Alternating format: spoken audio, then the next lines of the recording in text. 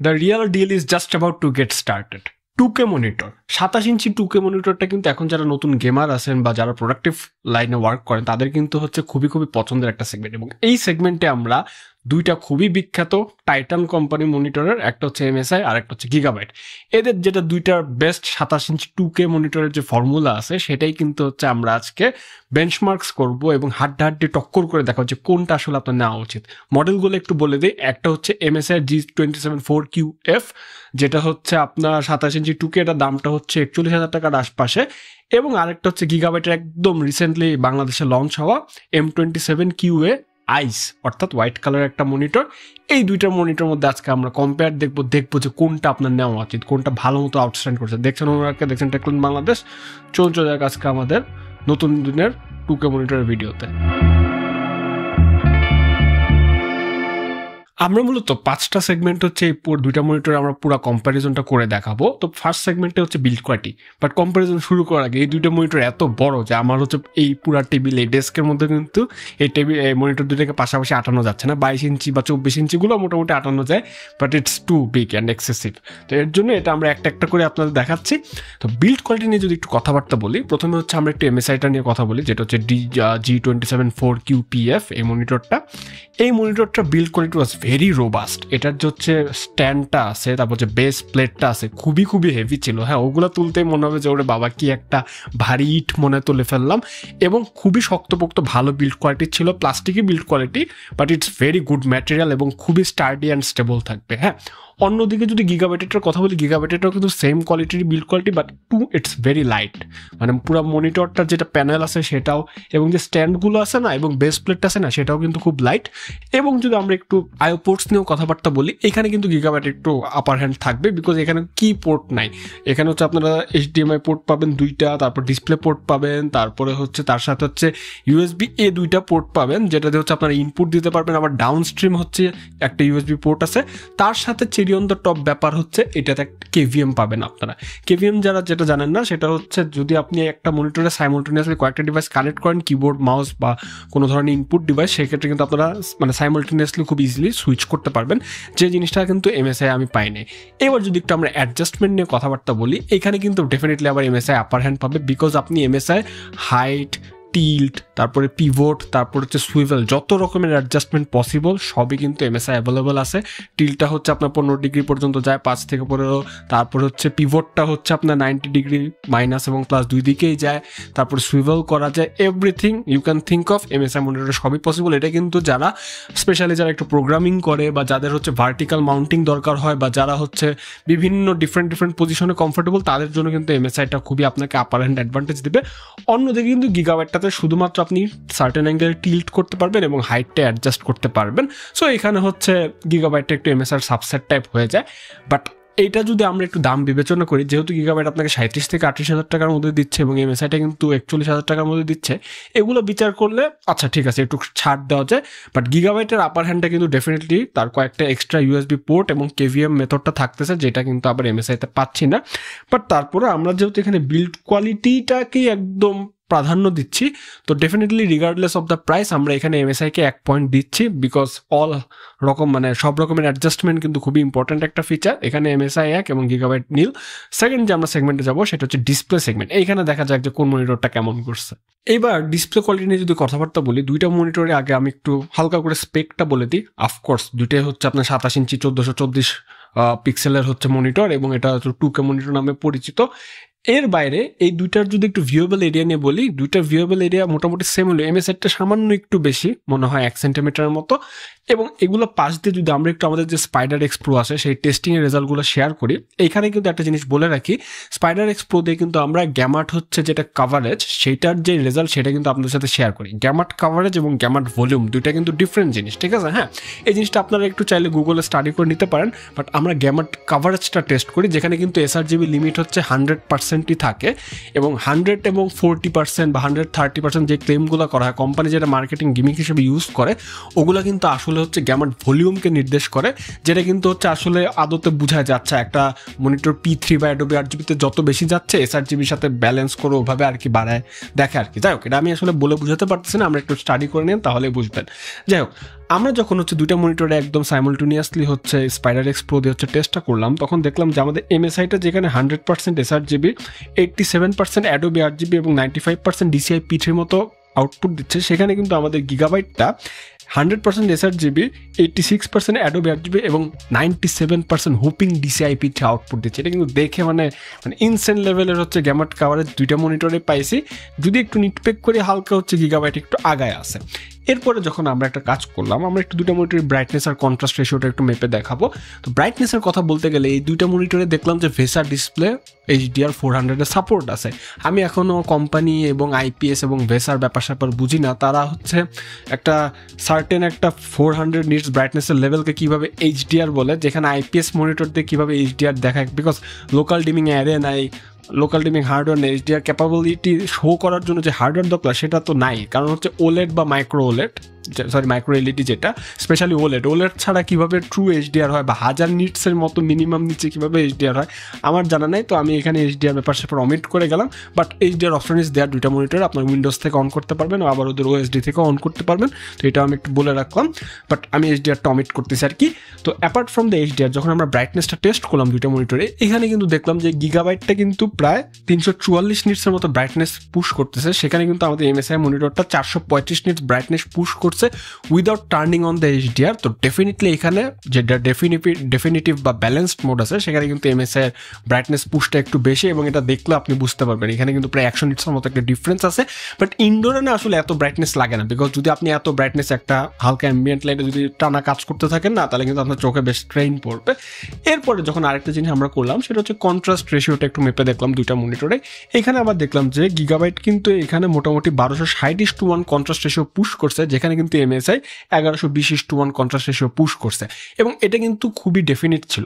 কারণ কি, আমরা যখন দুইটা মনিটরে অন করছি, কারণ আমার পাশে তো দুইটা মনিটর একদম কাছাকাছি থাকে, গিগাবাইটের যে মনিটরটা ওটার কন্ট্রাস্ট রেশিওটার কারণে না মনে হচ্ছে যে আচ্ছা বেশি পাঞ্চ দিচ্ছে, ভালো লাগতেছে দেখে, ঠিক আছে। ওটাই বলতেছিলাম, কন্ট্রাস্ট রেশিওটা বেশি হওয়ার কারণে আপনি গিগাবাইটের প্যানেলটা দেখে মনে হচ্ছে যে আচ্ছা ঠিক আছে, যেটা টেক্সট একটু বেশি স্ট্যান্ড আউট করতেছে। তারপর যে কালারগুলা হোয়াইট আর ব্ল্যাক বা হচ্ছে একটা কালার থেকে আরেকটা কালার ডিফারেন্সগুলো একটু বেশি হচ্ছে, মানে হওয়ার কারণে, বেশি বোঝা যাওয়ার কারণে মনে হচ্ছে যে সব কালার একটু স্ট্যান্ড আউট করতেছে। মানে নেটিভ আর কি, একটা ছবি যদি বা একটা ভিডিও যদি একটু কন্ট্রাস্টই হয়, আপনি যে ছবি দিয়ে ফোন দিয়ে তোলেন বা ক্যামেরা দিয়ে তোলেন, দেখলে ভালো লাগে না একটু।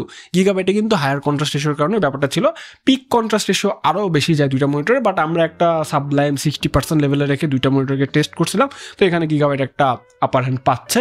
এবং লাস্ট আমরা একটা জিনিস যেটা একটু বলে দিই, সেটা হচ্ছে delta average value. Delta average ভ্যালুর ক্ষেত্রে কিন্তু আমরা একটা এক্সটেন্ডেড ভেরিফিকেশন চার্ট ইউজ করছি SpiderX Pro। যখন আমরা ডিসপ্লে Cal3 দিয়ে মাপি, দুইটা মনিটরে আমরা ক্যালিব্রেট করার পর হচ্ছে আমরা পুরা ডেল্টা অ্যাভারেজে 1976 এর যে কালার স্পেস আছে ওইটাতে আমরা হচ্ছে এটা ভেরিফাই করি, এবং দেখি যে এখানে কিন্তু গিগাবাইটটা অফকোর্স আবার মনে রাখবেন, এটা কিন্তু হচ্ছে আপনার ক্যালিব্রেশন কমপ্লিট হওয়ার পর এখানে কিন্তু গিগাবাইটটা হুপিং 0.60 ডেল্টা অ্যাভারেজের রেজাল্ট দিয়েছে, যেটা কিন্তু খুবই ইমপ্রেসিভ। সেখানে কিন্তু MSI 1.36 এর মতো দিছিল, এটা যত কম হবে ততই কিন্তু বেটার, ঠিক আছে। এবং এখানে গিগাবাইট একটা ভালো টিউনিং করছে, ভালো একটা জব করছে, এটা আমাকে বলতে হবে। এগুলো বাদেও যদি একটু আমি আমার পার্সোনাল এক্সপিরিয়েন্স থেকে বলি না, দুইটা মনিটরে আমি যখন ইউজ করছি খুবই ভালো লাগছে, খুবই নাইস। মানে 2K monitor is a new standard হওয়া উচিত, ঠিক আছে। বিকজ 2K আর 4K এই দুইটার রেজলিউশনে কিন্তু খুব একটা হচ্ছে আপনি তফাৎ পাবেন না, ঠিক আছে। মনে হবে আচ্ছা খুব কাছাকাছি, বাট 1080p ফুল HD থেকে 2Kটা না খুব সুপ্রিম লাগে, মানে খুবই ভালো লাগে দেখতে। যে কোনো কন্টেন্ট দেখতেছিলাম দুইটা মনিটরে খুবই মানে লাইভলি ছিল, মানে কন্ট্রাস্টের যে ধাক্কাটা বলেন, শার্পনেস বলেন, তারপর যে এক একটা সিনের যে ডিটেলস বলেন, এবং দুইটা মনিটরের DCI P3 কিন্তু যথেষ্ট হাই হওয়ার কারণে, স্পেশালি গিগাবাইটটা হাই হওয়ার কারণে যে সিনেমাগুলো আছে সেগুলোর যে আসল কালার গ্রেডিংয়ের টোনটা না, সেটা আপনারা দেখে সিনেম্যাটিক যে টোন আছে এটা দেখে খুব আরাম পাবেন, খুব ভালো লাগবে কন্টেন্ট ওয়াচিং এবং সব কিছুর জন্য খুবই ভালো। গেমিংয়ের কথা এখন আমরা একটু বলবো। তো এইখানে একটা কথা বলে রাখি, ভালো কথা, একটা স্কোরটা তো দিতে হবে। এইখানে গিগাবাইটের মনিটরটা যেখানে গিগাবাইট কিন্তু দামও কম দিচ্ছে আপনার কাছে, বেশ প্রায় 3-4 হাজার টাকার মতো দাম কম, এবং প্যানেল কিন্তু টিউনিংটা বেটার, সুপিরিয়রিটি একটু হলেও দেখাচ্ছে, এর জন্য গিগাবাইটকে আমি একটা 1 পয়েন্ট দিব। তো এখন score stands on 1 and 1, MSI 1, gigabyte 1। এবার আমরা যেটা নিয়ে কথাবার্তা বলবো সেটা হচ্ছে গোস্টিং নিয়ে চলুন একটু কথাবার্তা বলি। তো গোস্টিং এর ক্ষেত্রে আমরা যখন হচ্ছে দুইটা মনিটরে হচ্ছে ব্লার বাস্টার দিয়ে চেক করলাম, এখানে কিন্তু আরেকটা কথা বলে রাখি, রেসপন্স টাইম মেজারমেন্টের যে অ্যাকুরেট টুল সেটা নাই। তো দুইটা মনিটরে কিন্তু মোটামুটি 1 মিলি সেকেন্ডের নিচে হচ্ছে আপনার MPRT-তে হচ্ছে আপনার গোস্টিং টাইম ক্লেম করে। তো আমি যখন হচ্ছে দুটো একটু গোস্টিংটা মেজার করলাম, দেখলাম যে এখানে একটু বলে রাখি, MSI এর 3টা মোড আছে, একটা হচ্ছে আপনার নর্মাল, একটা হচ্ছে ফাস্ট এবং ফাস্টেস্ট, সব মনিটরে সেম থাকে।